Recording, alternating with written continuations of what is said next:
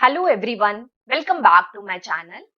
Friends, till now I have covered all the concepts related to basic Java. I have covered topic like history of Java, then different programming languages available, variables, constants, identifier, data type, typecasting, how to take input, different operators available in Java, and then conditional statement. And I have also covered how to install different IDEs also. So playlist available on my channel for installing different IDE like NetBeans, IDE, IntelliJ, how to run program using Notepad, Notepad++. All the things are there on my channel. If you have not seen, you can go and see my videos. So there are playlists available for each and every category. So now, till my previous video, I have covered conditional statement in Java.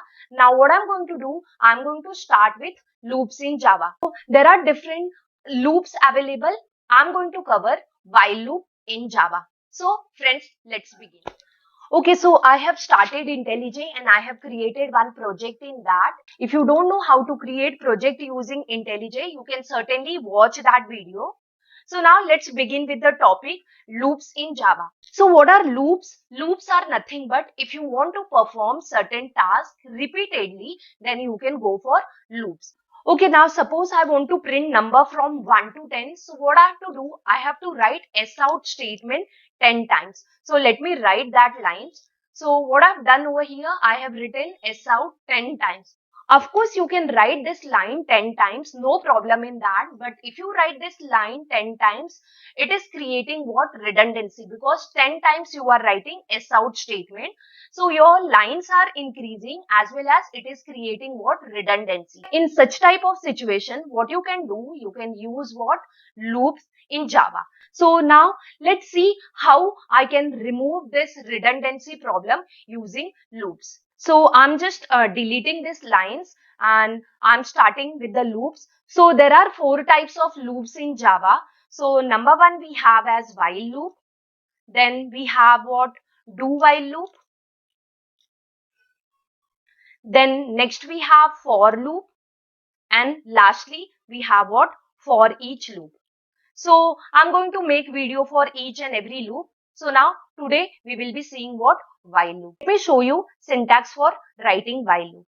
So how to write while loop? First of all, you have to write while keyword and then in parenthesis here you have to write condition and then you can write your body in curly bracket. I'm writing simple program for printing number from 1 to 10. So let me show you what logic we can create for this. Create a simple variable of type integer and I'm storing 1 in that. Because I want to print number from 1, therefore I'm storing 1 in my n variable. Now let's see what condition I should put over here. So what is my last range? My last range is what? 10. So I want to print from 1 to 10. So here I have to write some condition. So what condition I'm writing? I'm writing n is less than or equal to 10. So what will happen when n is less than or equal to 10, this block will get executed. What block I'm going to write or what statement I'm going to write? I'm going to write simply sout and the value of n variable. So now what will happen? It will take n as 1 over here. Then it will come in this condition. Is 1 less than or equal to 10? Yes, it is less than or equal to 10. So what I'm getting over here, I'm getting true. So what compiler does, it checks whether this condition is evaluating as true or not. So if the condition evaluates as true, then it goes into this block and prints whatever statement you are having. I have written what? Print the value of n. So now again it will go over here. It will not come out of this loop until this condition is false. So again I'm having value of n as 1 only. So it will check, is 1 less than equal to 10? Yes, it is less than equal to 10. So again it is going to print what? 1. But I don't want to print 1, 1, 1 again. I'm going to change value of n. So what I'm writing? I'm just writing n plus plus. So what this will do? It will increment n by 1. So as soon as this line gets executed, what will happen? It will come over here. Now my n becomes what? 2. So after this, it will again go to this statement for checking the condition. Is 2 less than or equal to 10? Yes, 2 less than equal to 10. So it will come inside this block and it will execute this line. So 2 will be printed and then again my n is incremented. So now my n becomes what? 3. Again it will come over here. It will check whether the condition is true or not. Yes, my condition is true. 3 less than 10. So it will print 3 and so on. So suppose now the value of n is what? 10. So it will come over here. Is the value 10 less than or equal to 10? Yes, it is true. So it will print what? Value 10. Now then it will come to this line and n becomes what? 11. Is 11 less than or equal to 10? So no, the condition is what? False. So this block will not be executed and whatever statement we are having outside this block, so that will be executed. Suppose I am writing end of loop, so this statement will be executed. So if the condition matches, it executes the block of statement. If condition does not matches, it comes out of the loop and then prints if any statement is there after the loop. In while loop, you need a conditional variable which should be changed somewhere in your program. Otherwise, what will happen? Your program will go into infinite loop. Let me show you output and then I'll show you how it goes into infinite loop. So I'm running this program. I should get output as 1 to 10. So now you can see my output. I am getting what number from 1 to 10 as well as I am getting end of loop because after while loop I wrote end of loop. So this is working of while loop. This conditional variable is needed for checking the condition as well as the value should be changed somewhere in your block of statement. Otherwise it will go into infinite loop. Now, what does infinite means? Your loop will not end. So, somewhere we have to stop the loop. Therefore, we need to either increment, decrement or some changes to be done to that conditional variable. So, let me quickly write statement which will go into infinite loop. So, again, I am creating one variable I and I am making value of I as 1 and then I am writing while I less than or equal to 10. Same statement I am writing. Okay, and I'm printing value of I. Now, what I'll do, I'll run this program. So you can see it is printing what 1, 1, 1, 1, 1. Continuously it is running and printing 1 as a value because it is not exiting from the loop because nowhere we have written to change value of I.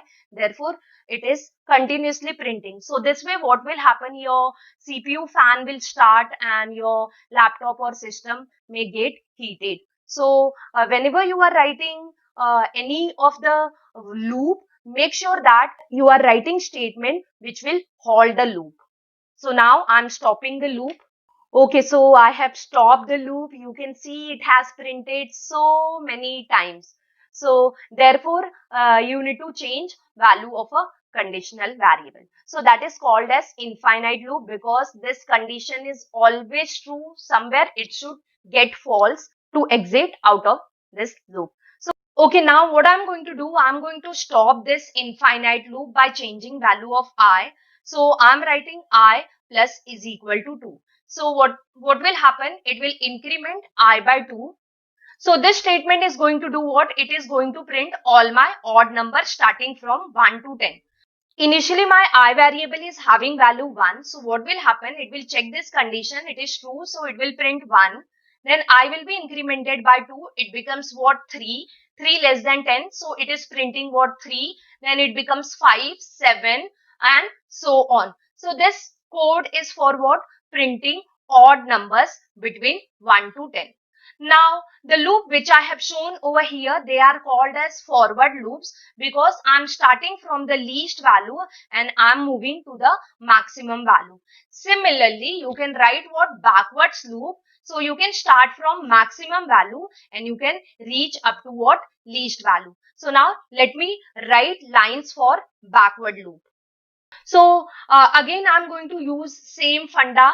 So now what I'm going to do, I'm going to initialize my I variable with value 10 because that is what my maximum value. You can use your n variable also, or if you want you can create new variable. Now I'm going to write while loop, but I'm going to change the condition which I have written previously. So here I'm writing condition I greater than equal to 1. Why I'm writing this condition? Let me explain. So before that, let me print the value of I. Now my I was 10. I want to come towards 1. So what I should do? I should subtract. So I want to print what? Even numbers. So I'm going to subtract 2 from it. So now let's see how it works. So I is 10.